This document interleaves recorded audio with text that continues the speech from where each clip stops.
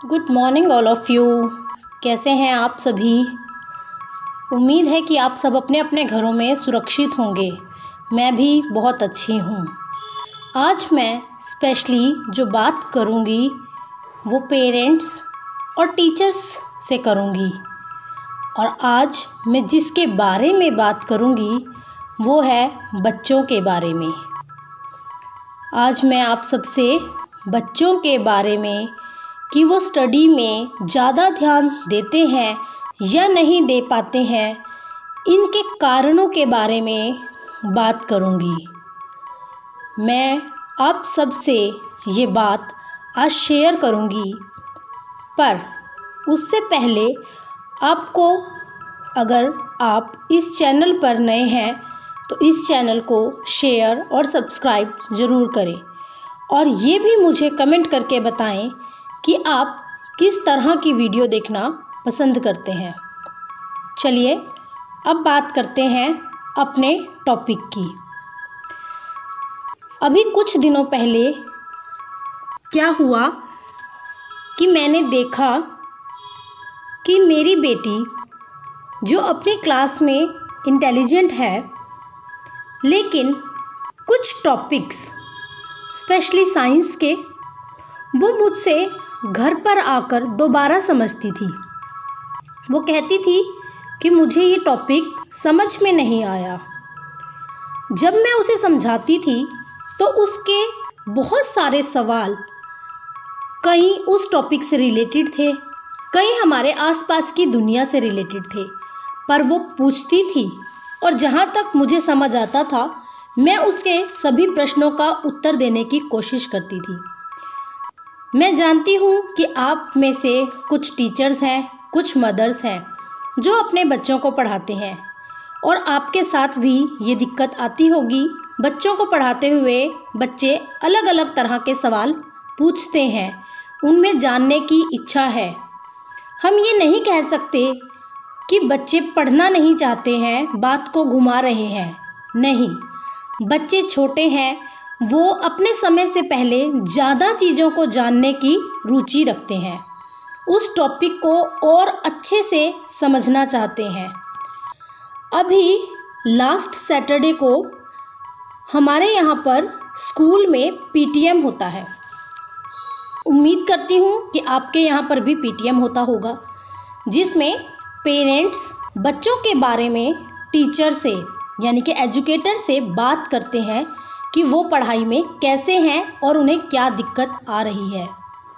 जब मैं मेरी बेटी की सभी टीचर से मिली तो उन्होंने मुझे बताया कि आपकी बेटी अच्छा काम करती है, लेकिन माइनर मिस्टेक्स करती है, कुछ गलतियां कर देती है जिसकी वजह से उसके मार्क्स कम हो जाते हैं। लेकिन जब मैं साइंस की टीचर से मिली, उन्होंने मुझे बताया कि आपकी बेटी पढ़ाई में अच्छी है, लेकिन जब कभी मैं इससे क्वेश्चन पूछती हूँ तब ये जवाब नहीं दे पाती। ऐसा क्यों? मैंने भी टीचर को बताया कि मेरी बेटी साइंस के सभी टॉपिक मोस्टली घर आकर दोबारा मुझसे समझती है। मेरी बेटी जिस स्कूल में पढ़ती है वहाँ के टीचर्स वेल एजुकेटेड हैं और बच्चों की हर परेशानी को अपना समझते हैं और उसे सॉल्व करने की कोशिश करते हैं और कामयाब भी हो जाते हैं।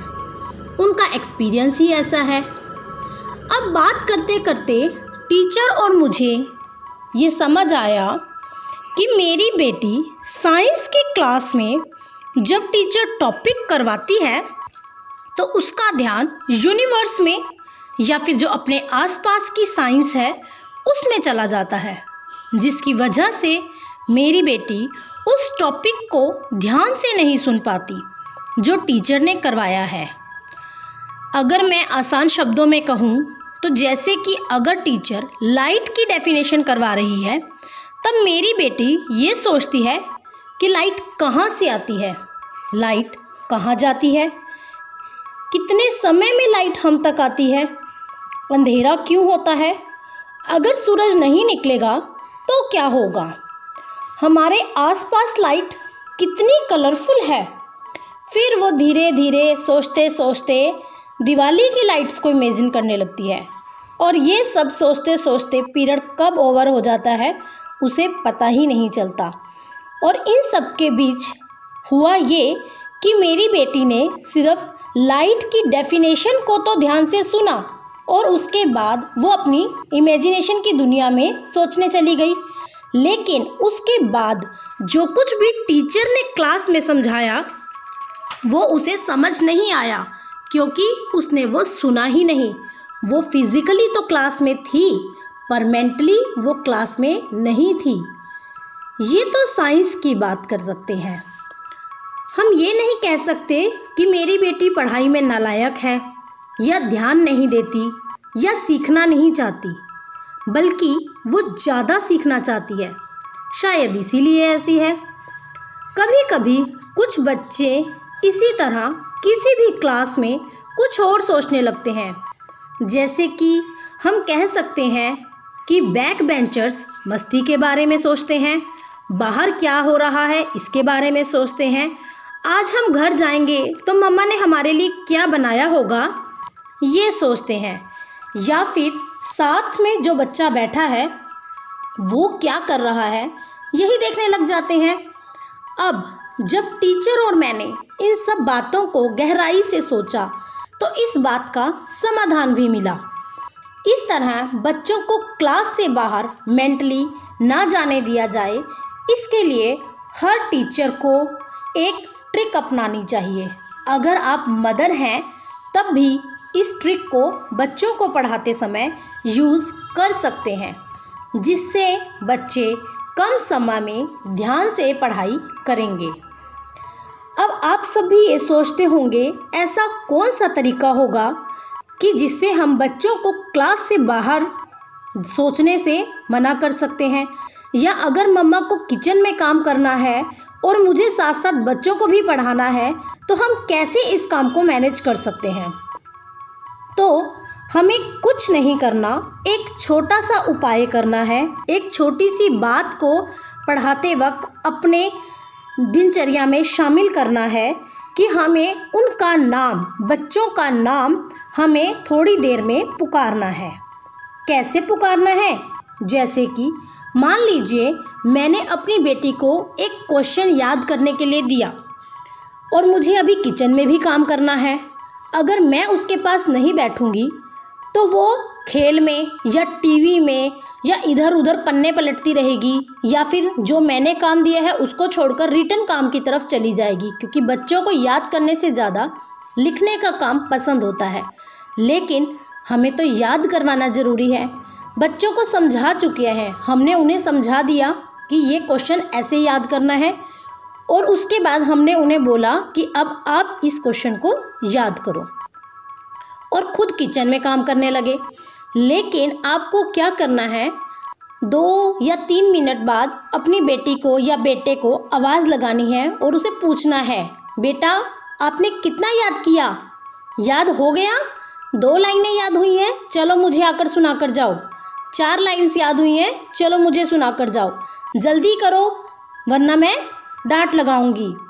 अगर हम बार बार बच्चे को ऐसे थोड़ी देर में आवाज़ लगा के पूछेंगे, बेटा कितना याद किया, बेटी कितना रह गया, तो उससे क्या होगा, बच्चों को लगेगा कि मम्मा किचन में तो काम कर रही है पर उसका पूरा ध्यान हमारी पढ़ाई पर ही है, और अगर जल्दी से काम नहीं किया तो डांट तो पक्का पड़ेगी ही पड़ेगी।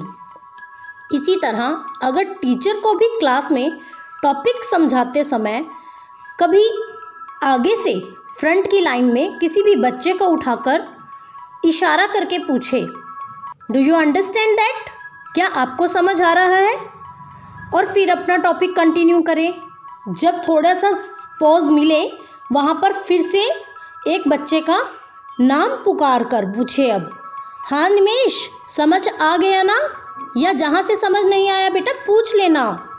इसी तरह फिर कभी बीच से पूछ ले, बीच में किसी भी बच्चे को पूछ कर बताए, रश्मि अच्छे से समझना, टेस्ट में कम नंबर नहीं आने चाहिए। फिर दाईं ओर के बच्चे असल में टीचर को पता होता है कि शरारती बच्चे कौन से हैं या कौन बच्चे क्लास में ध्यान नहीं देते हैं। उन्हीं टीचर्स का नाम बुलाए और बोले, साहिल नीट एंड क्लीन हैंडराइटिंग से नोटबुक बनाना। ठीक है। अगर टीचर ऐसे नाम लेकर बच्चों को पुकारती है तो बच्चों को लगता है टीचर हमें ही देख रही है। और अगर कोई बच्चा शरारत कर रहा है या कुछ और सोच रहा है तो वो वापस अपनी क्लास में ध्यान देने लगता है और उसका टॉपिक मिस नहीं होता।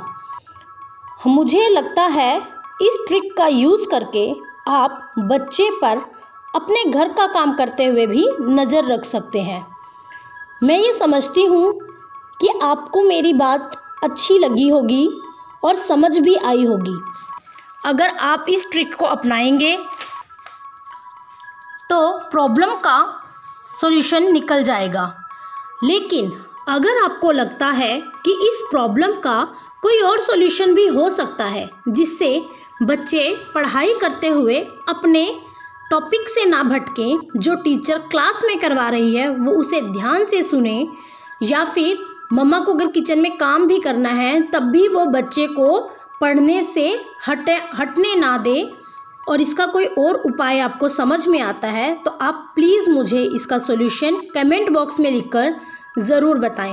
हो सकता है कि आपके कमेंट से मेरी बेटी को मदद मिले और वो अपने लेक्चर को ध्यान से सुने और जो गलतियां करती है उनमें सुधार करें।